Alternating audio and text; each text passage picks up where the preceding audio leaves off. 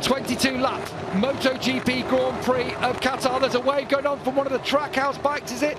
Further back, is it Raul Fernandez? Yeah. I think it is, in 12th on the grid. He's got a problem with his bike and he's going to have to stop from pit lane. What a disaster. He'll have to get off. Well, he's been told to get off the grid now, but he says he's got it started. And what's happened here? A real problem with his bike. Trouble for that. You can't argue with the organisers. If you delay the start, you have to take your motorcycle off the grid. Now this has delayed the whole start. And so everyone's now got problems. We're going to get a restart. Start delayed. Everyone out there, here we go. Oh, just as we were building up to all the excitement of hearing 22 MotoGP bikes roaring louder than a jet plane, it's all been called off very briefly. What's going on here now for Raul Fernandez? Because I think he's just been told he can join up at the back of the grid. That is possible. If that's the case, he's been very lucky. Maybe he's going to his spare bike. I think this must be running back for his spare bike. I'm pretty sure he was told he had to go in position 23 by technical director Danny Aldridge. But Raul Fernandez, well, if there was blood coursing through his veins beforehand, now he's just at a 200-metre sprint. You're right, spare bike. Yeah, here we go. It's a spare bike for Raul Fernandez. Jorge Martin, starting from pole, leads the championship after the sprint.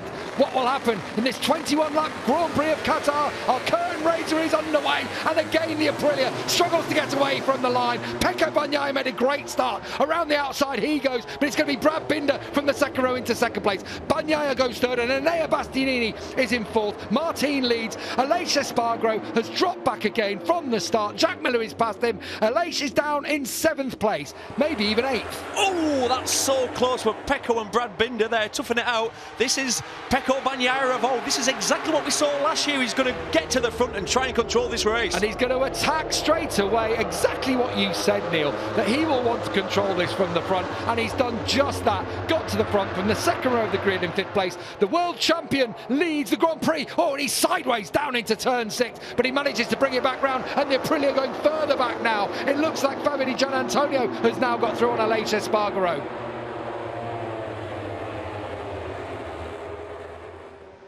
Slipstream for Binder. Is he going to get past Jorge Martin? It looks like it. And he's going to go early, he's going to attack, and here comes Brad Binder. He says the braking on this KTM this year is phenomenal. Says that's one of his big weapons, and he's used it to put it back. And is that Jack Miller that's gone down? I think it is. At turn 1, Jack Miller has crashed out. The Australian goes down, a disastrous start to his season, out to the points yesterday, and he's dropped out at turn 1. Here comes the rookie. Pedro Acosta's joined the party, past Fabio Di Gianantonio, and up to 7th place for Pedro, who we've heard from his Kiwi crew chief, Paul Trevethan, is good on tyres.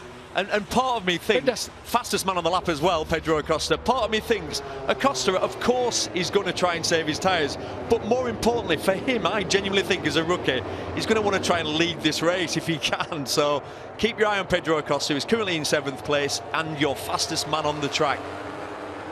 Pace at the front, just upped ever so slightly. Fastest rider on circuit, Jorge Martin, on that last lap. That was tight. Here comes Pedro again. He's up to 5th place. Well, we thought he'd be battling for top 10s at some point early on in this season. Top 5s, yeah, go on then, that's a push, but he may well here be battling for the podium. This is remarkable. This is a big lap for Bagnaia. That's his fastest lap of the race, and Bagnaia's just turning it up step by step. As Brad Binder comes through, he saw the gap just open up ever so slightly there. Wanted to get through, get some clear air. Jorge Martin's going to fire back at him. And Brad Binder, is he going to be brave into turn 2? Of course he is. That's what he's become known for, Brad Binder, and he toughs it out. Comes up into 2nd place. We'll get a little bit of clear air, but was worried about Bagnaia. Do you know what? The thing that interested me there was when Bagnaia's gone a couple of tenths quicker, everyone behind has matched him. Yeah. The whole group, all 4 who were right behind him, all dropped down to 52.7 pretty much. Wait, Pedro Acosta's finally made the move on Marc Marquez. So Acosta through on the 8-time world champion. What a debut weekend this is turning out to be for Pedro Acosta here under the lights in Qatar. We were amazed by him 3 years ago when he won from pit lane in Moto3, but this is equally thrilling from Acosta.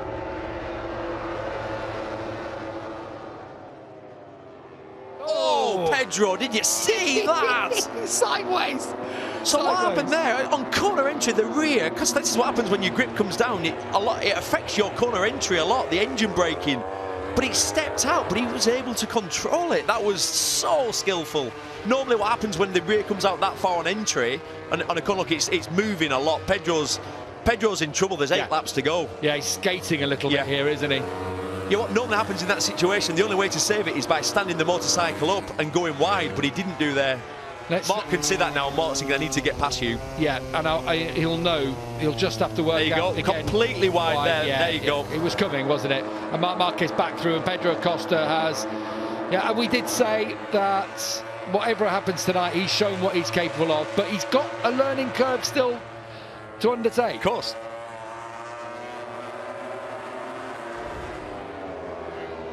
There are 777 points on offer this year. Hey up.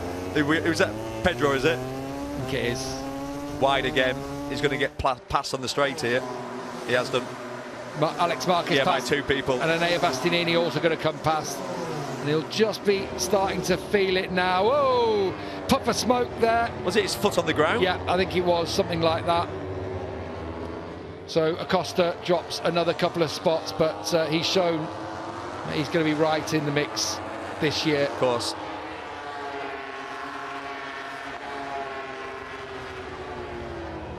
One second the gap again with 2 laps remaining. Enea Bastianini wanting to get through on Alex Marquez. But not able to yet. See the extreme style of Enea Bastianini through turn 2 now. And through he goes. Tidy, very tidy.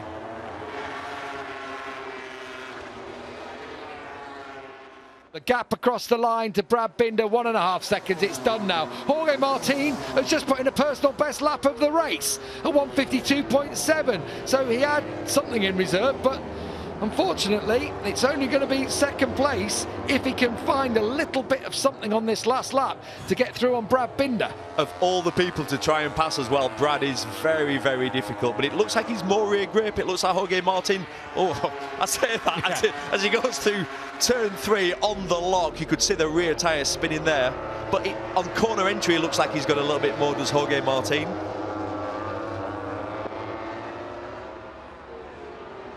Class ride from your world champion, and it all started at the start. 10 out of 10 from me.